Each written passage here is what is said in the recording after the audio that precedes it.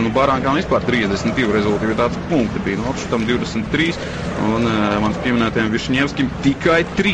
Un šo sezonu viņam jau ir 7 punkti, Ripa vārtos, diemžēl. Baranka uzsāk šo spēli, atspēle atpakaļ.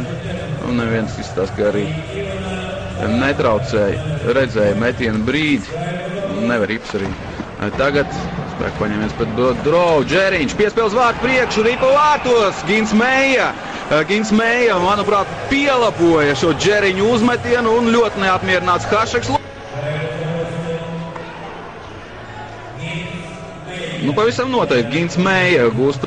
Karsums šoreiz iemetienā cīnās par Ripu, neizdodas beigās izcīnīt Ripu Karsums ar Suroviju. Metiens un Ripa vārtos.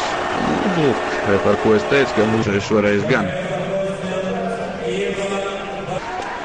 Jākabs Rēdliks, spēku paņēmiens pret Rēdliku, uzbrukums turpinās. Jāmēģina izdarīt metiens. Metiens Ripa vārtos. Ripa vārtos. Troters atkal. Tiesnesis, kas uzrauga vai vārti tika gūti, skatāmies vēlreiz. Jā, Ripa ir vārtos. Lieliski izdevība bija Fjodorovam. Un Ripa vārtos. Atkal izstumti vārti, bet šoreiz Ripa gan bija. Atkal iet skatīties video tiesnis. Šoreiz es nesteigšos teikt, ka vārtu gūms tiks ieskaitīts.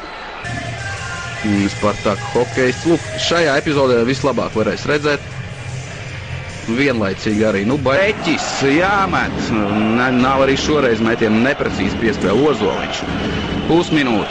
Pusminūte vēl.